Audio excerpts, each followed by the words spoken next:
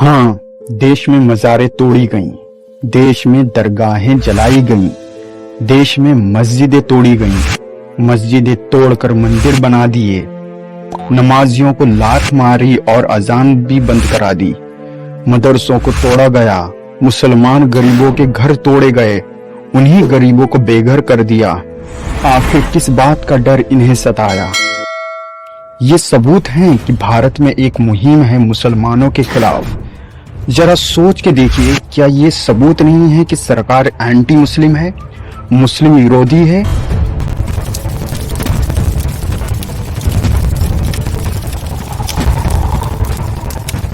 यही मुस्लिम विरोधी बीजेपी की सरकार है। सरकार मुसलमानों के खिलाफ ही बनी है और कहते हैं सबका साथ सबका विकास। कितना दोगलापन है ना। शर्म आती है आज की बीजेपी सरकार पर।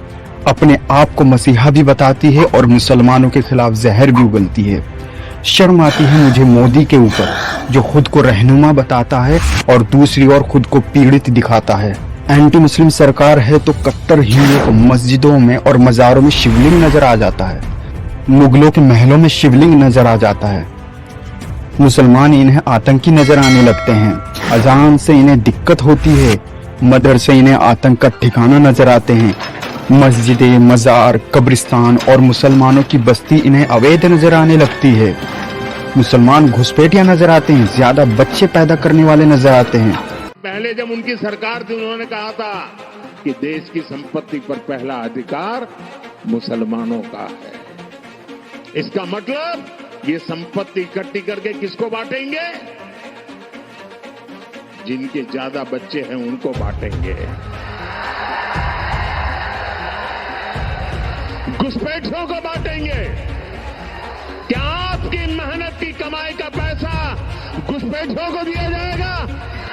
किसी चर्च, गुरुद्वारा या बौद्ध विहार में कभी शिवलिंग नजर नहीं आता इन्हें?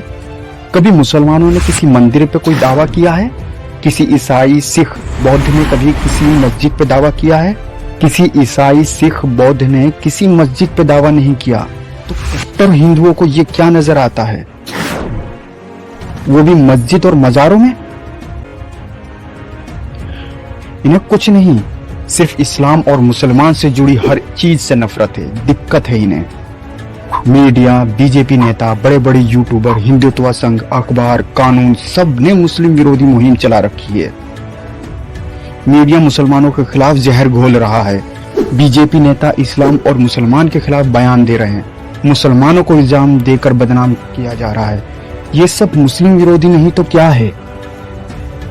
1000 से ज्यादा मज़ारें और मस्जिदें अवैध नजर आने लगती हैं।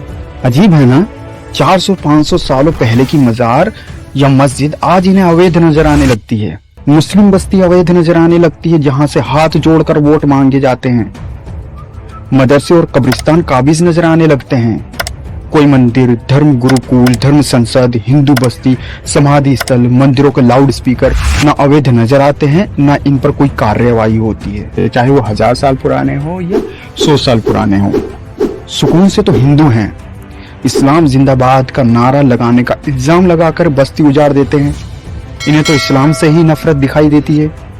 यहाँ तो इन्हें इस्लाम से ही नफरत दिखाई देती है।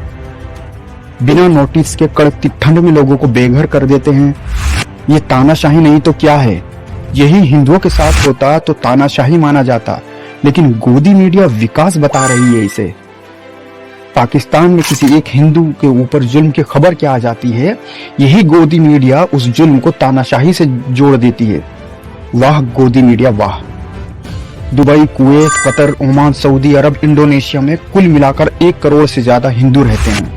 मुस्लिम देश में रहकर अपना जीवन अच्छे से जी रहे हैं और ना उन्हें कभी अल्लाहू अकबर के नाम पर सताया गया है।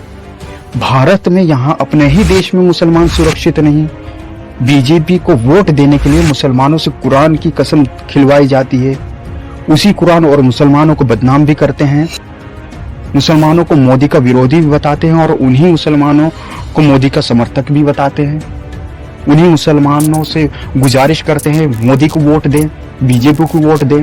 अपने आप को सिर्फ दुनिया की नजर में परफेक्ट दिखाना, यही इनका दोगलापन नजर आता है। मुसलमानों को एक तरफ बदनाम भी करो और एक तरफ मुसलमानों के रहनुमा बन के मुसलमानों की अच्छाइयां भी दुनिया के सामने गिना दो। ये एक छोटी सी वीडियो मैंने आपको सिर्फ इंफॉर्मेशन के लिए दी है। ये आपको अच्छी लगे तो आप कमेंट कीजिए, लाइक कीजिए और शेयर और सब्सक्राइब कीजिए।